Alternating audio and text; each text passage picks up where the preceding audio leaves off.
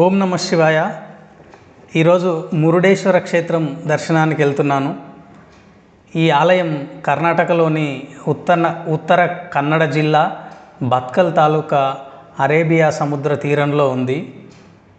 ఈ దేవాలయం రావణుడు ఆత్మలింగాన్ని భూమిపై ఉంచడంతో సంబంధం కలిగి ఉన్న దేవాలయం ఇది.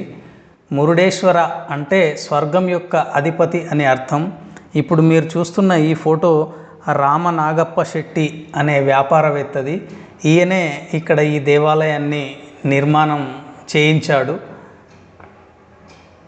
123 అడుగుల ఎత్తైన భారీ శివ విగ్రహం ఇక్కడ ఉంది.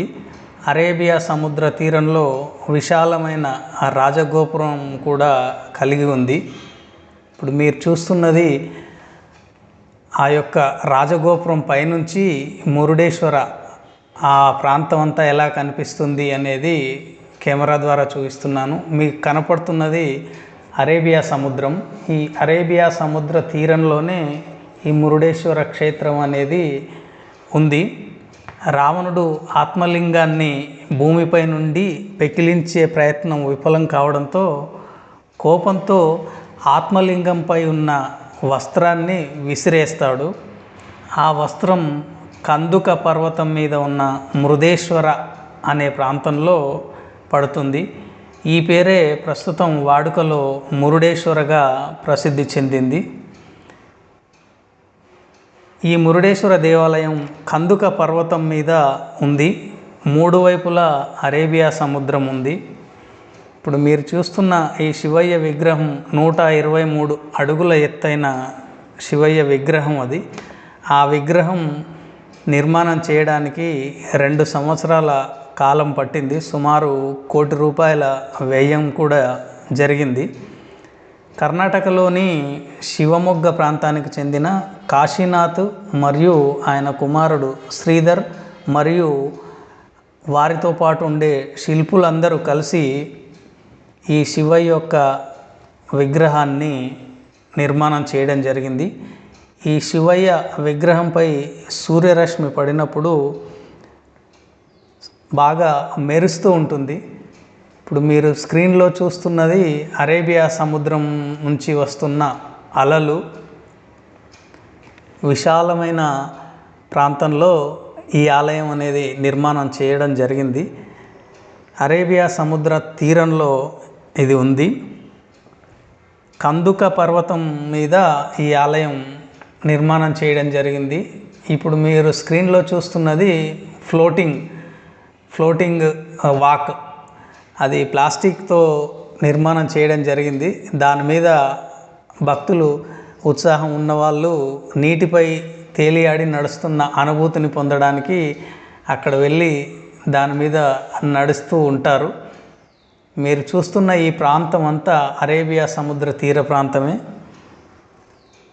మురుడ అంటే కన్నడంలో వస్త్రం లేదా సంతోషం అనే అర్థం కూడా ఉంది.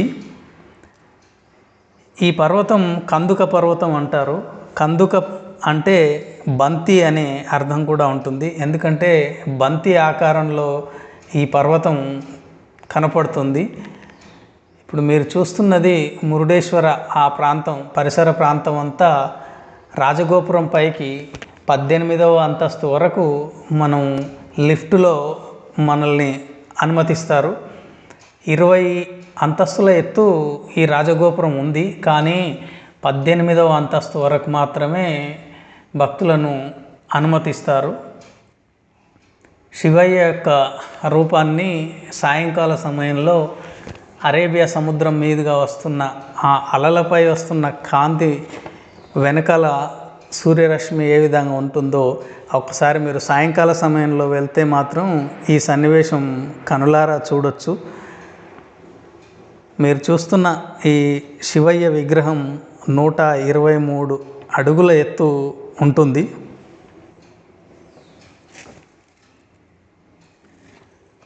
ముందు మీరు చూస్తున్నది ఇది ప్రధాన ద్వారం. ఆ రోడ్డు గుండానే మనం దేవాలయంలోకి ప్రవేశం చేయాలి. పక్కన సముద్ర తీరం కాబట్టి అన్ని పడవలు ఉన్నాయి. ఆ పడవల్లో చేపల వేటకు కానీ లోపలికి వెళ్తూ ఉంటారు. వాళ్ళ యొక్క జీవనాధారం కోసం ఈ పని చేస్తుంటారు. ఇప్పుడు మీరు చూస్తున్న ఈ మెట్ల మార్గం గుండానే దేవాలయం దర్శనానికి వెళ్ళాల్సి ఉంటుంది. కెమెరా పూర్తి లోపలికి అనుమతి లేదు కాబట్టి పూర్తిగా చూపించలేకపోతున్నాను. ఇప్పుడు మీరు చూస్తున్న ఈ రాజగోపురమే 20 అంతస్తుల ఎత్తు ఉన్న రాజగోపురం. ఇది రామనాగప్ప శెట్టి అనే వ్యాపారవేత్త నిర్మాణం చేయడం జరిగింది. ఇప్పుడు ఆ కిటికీలో కనపడుతున్న మనుషులు కదులుతున్నంత వరకు 18వ అంతస్తు వరకు లిఫ్ట్ ద్వారా భక్తులను అనుమతిస్తారు. ఆ పైకి వెళ్ళి చూస్తే కందుక పర్వతం ఏ విధంగా ఉంది అనేది మనకు కనపడుతుంది. ఇప్పుడు రావణుడు వినాయకుడికి ఆత్మలింగాన్ని ఇస్తున్న సన్నివేశాన్ని ఇక్కడ ఒక శిల్పం రూపంలో చెక్కి ఉంచారు. మనం అది చూడొచ్చు. శివయ్యకు మేము వెళ్ళిన సందర్భంలోనే శివయ్య విగ్రహానికి కొన్ని మరమ్మతులు చేస్తున్నారు. శివయ్య ఎదురుగానే నందీశ్వరుణ్ణి కూడా ప్రతిష్ఠించడం జరిగింది. ఈ పక్కనే గీతోపదేశానికి సంబంధించినది, తర్వాత సూర్యుడికి సంబంధించిన కొన్ని శిల్పాలు మనకు కనపడతాయి. ఆ ఎదురుగా బంగారు వర్ణంలో కనపడుతున్నదే ప్రధాన దేవాలయం. లోపలికి కెమెరా అనుమతి లేదు కాబట్టి మనం బయట నుంచి మాత్రమే మీకు చూపించే ప్రయత్నం చేస్తున్నాను. భారతదేశంలో లిఫ్ట్ ఉన్న రాజగోపురం ఇక్కడ ఉంది. ఇందాక మనం అనుకున్నట్టుగా గీతోపదేశానికి సంబంధించిన ఆ సన్నివేశాన్ని ఒక శిల్పం రూపంలో చూపించారు. ఇప్పుడు మీరు స్క్రీన్లో చూస్తున్నది శనీశ్వరుడి యొక్క విగ్రహం ఉంది. పక్కనే శనీశ్వరుడికి సంబంధించిన ఆలయం కూడా నిర్మాణం చేయడం జరిగింది. అక్కడ కూడా భక్తులు పూజలు చేయించుకుంటూ ఉంటారు. ఈ రాజగోపురం 1990వ సంవత్సరంలో మొదలై 1998వ సంవత్సరంలో పూర్తి చేశారు.